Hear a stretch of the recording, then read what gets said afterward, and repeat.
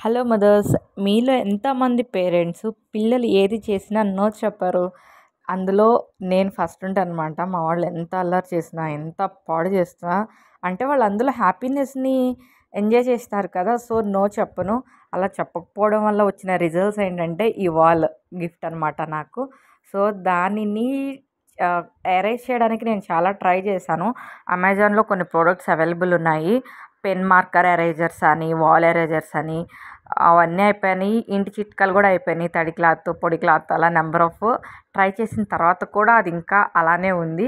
So, దాన్ని ఇప్పుడు వేరే కలర్స్‌తో ఫిల్ చేసి దాని మీద ఏమైనా లెటర్స్ రాస్తే మా చిన్నోడికి లెర్న్ చేయడానికి ఈజీగా ఉంటుంది అనే థాట్‌తో ఇలా చేస్తున్నాననమాట. నేనంత పర్ఫెక్ట్ పెయింటర్‌నేం గాదు. బట్ ట్రై చేస్తున్నాననమాట. ఎలా వస్తుందనేది ఎండింగ్‌లో చూడాల్సిందే. నాకు కూడా ఐడియా లేదు. ఇంత కష్టం దేనికి? పెయింటర్‌ని పిలిస్తే ఒక రూ. 100 పెయింటింగ్, రూ. 100 పెయింటర్‌కి ఇచ్చేస్తే అయిపోతుంది కదా అంటారు కదా! సో, మన కిడ్ నా దగ్గర తిరుగుతూ ఉన్నాడు మా చిన్నోడు. వాడు కూడా నాతో పాటు వర్క్ చేస్తున్నాడనమాట. సో, వాళ్ళు పాడు చేసింది మళ్ళీ మనం ఎలా చేంజ్ చేస్తున్నామో, మనం ఎంత ఎఫర్ట్ పెడుతున్నాము అనేది వాళ్ళ నాలెడ్జ్‌కి అందుతది. తెలుస్తది. వాట్ ఈజ్ వాట్ అనేది తెలుసుకునే స్టేజ్ అనేది సెకండ్ ఇయర్, 1½ ఇయర్ నుండి వస్తుంది. సో, మనం వాళ్ళతో పాటు చేస్తూ ఉంటే నెక్స్ట్ టైము ఇది కలిసి మేము డ్రా చేసింది కదా! దీన్ని మనం పాడు చేయకూడదనే థాట్ వస్తుంది. అండ్ నాకు వాళ్ళతో కలిసి ఇలా చేయడం అనేది నాకు చాలా హ్యాపీనెస్ అనమాట.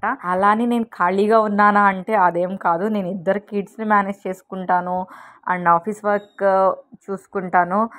అలానే వీళ్ళిద్దరికి సపోర్టింగ్ కూడా నాకెవరు ఉండరనమాట. సో, మా పెద్ద బాబుకి బాక్స్ ఇచ్చేసి వచ్చిన తర్వాత స్టార్ట్ చేసాం. వాడు 3:30కి వచ్చేస్తాడు. 3:30 లోపు మేము ఇది కంప్లీట్ చేయాలని టాస్క్ పెట్టుకున్నామనమాట ఈరోజు. మధ్యలో వాడి స్నాక్స్, వాడికి ఫుడ్డు, వాడికి వాటరు ఏదంటే అది చేసుకుంటూ, నా వర్క్ కూడా కంప్లీట్ చేసుకుంటూ మీన్ టైంలోనే ఇచ్చేస్తున్నాను.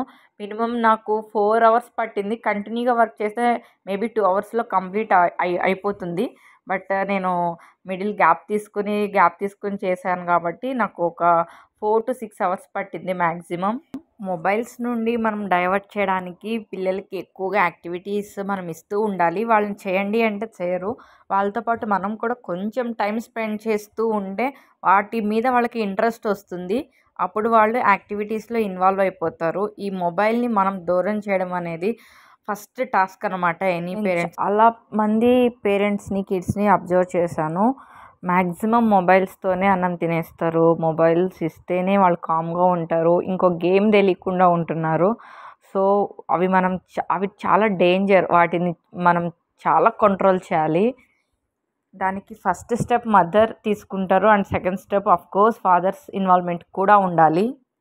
సో, ఇది వచ్చేసి నేను ఫస్ట్ సెల్లో టేప్ వేసేసాననమాట. నాకు ఎట్లా అయితే బ్లాక్స్ కావాలి అనుకున్నానో ఆ షేప్స్‌లో సెల్లో టేప్ వేసేసి రిమైనింగ్ దానిలో ఆల్టర్నేట్ కలర్స్‌ని ఫిల్ చేశాను. నా దగ్గర ఏబీసీడీ బ్లాక్స్ పిల్లల యాక్టివిటీస్‌కి సంబంధించి బ్లాక్స్ ఉన్నాయి నా దగ్గర. వాటిని బ్యాక్ సైడ్ పెయింట్ ఏసి గమ్ చేద్దాం అనుకున్నాను. బట్ అది నాకు అంత గుడ్ ఐడియా అనిపించలేదనమాట. సో, నేను ఫ్రీ హ్యాండ్‌తోనే ఏబీసీడీలన్నిటిని పెయింట్ చేసేసాను. అందులో కొన్ని లెటర్స్ షేప్స్ అవైలబుల్ ఉన్న వరకు నేను ఆ షేప్స్‌ని యూజ్ చేసి ఫిల్ చేశాను కలర్. ఆర్టిస్ట్ వచ్చాడు. తన ఆర్ట్‌ని కూడా బయట పెడతాననేసి. మీరు ఎవరైనా ఫస్ట్ టైం నా ఛానల్‌ని చూస్తున్నట్లయితే ఫస్ట్ నా ఛానల్‌ని సబ్స్క్రైబ్ చేయండి.